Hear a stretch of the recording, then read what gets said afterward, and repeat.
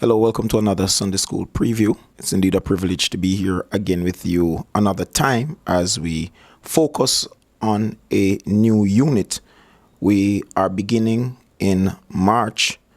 The unit theme, the Sermon on the Mount, and this week's topic, the Christian's character and influence.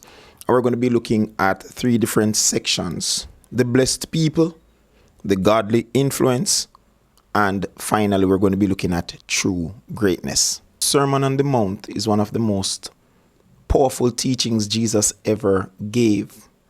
And as we look to Matthew chapter 5, where Jesus described what his followers ought to look like, how they ought to act and behave, it's a lesson that is still relevant even to this very day. It's interesting to note that teachers such as Mahatma Gandhi and Martin Luther King Jr. would have taken a lot of their philosophical beliefs out of this very portion of the Bible. And while this section of the Bible is a good section to get leadership skills and to frame moral behaviors, Jesus intended it to be the foundational aspect that governs the Christian life and how they should influence the world around them. The first section, the blessed people, is described as the Beatitudes. And these are statements that are used to describe the attitudes and the beliefs and the behaviors of those who are followers of Christ. The Beatitudes tend to start with a statement such as blessed are. And we would find the poor in spirit. Blessed are those who mourn. Blessed are the meek. Blessed are those who hunger for righteousness. Blessed are the merciful. Blessed are the pure in heart. Blessed are the peacemakers.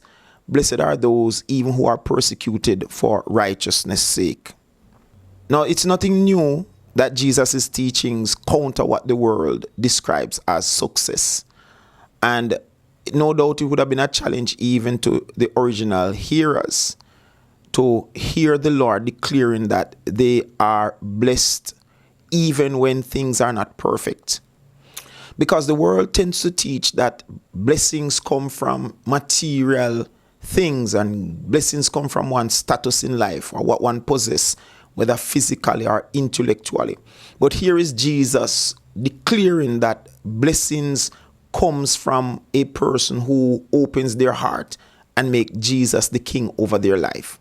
And therefore, as we look at the different states that Jesus described as blessed, there's a deeper meaning behind it, and it tends to serve up the concept or the idea that the blessing comes from a desire after God. So if you look at statements such as blessed are the poor in spirit, it generally means that the spirit or the individual realize that their spirit is deficient and they need the Lord to replenish their spirit. Or blessed are those who mourn over sin and suffering, because God is needed to do a restorative work in the world. Or blessed are the meek, that is those who are oppressed and ostracized, but yet they still control their strength and they do not respond to the world the same way the world responds to them. Or blessed are those who hunger for righteousness, showing that their desire to be satisfied can only be filled by Almighty God.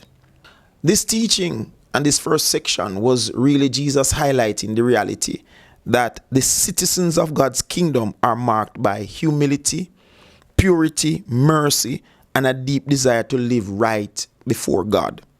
The second section, godly influence, Jesus uses two very powerful symbols, the symbol of salt and the symbol of light. And we all know that salt is an influencer. Just as you put salt into a pot, and if you put enough salt, the salt can almost single-handedly take over the entire flavor of the pot. Jesus called his people to be influencers in the context in which they are placed and they live out their day-to-day lives. And Jesus warned them that the believer who is not having some effect on the world in which they are will be cast out. They become useless and only fit to be cast out of the kingdom. And he went on to speak about light, and we all understand even the light that is here. If I should turn off this light, the darkness will engulf me. But once the light is on, the light dominates the darkness and it reveals and it makes things plain to see. So it caused the Christian to emulate this type of influence. And in a day and age where everybody wants to be an influencer, the Christian should not be afraid to be an influencer. Even in some of the mediums and platforms that exist, we should be there trying to bring people to righteousness and to influence them to come under the umbrella, the keep and care of Almighty God.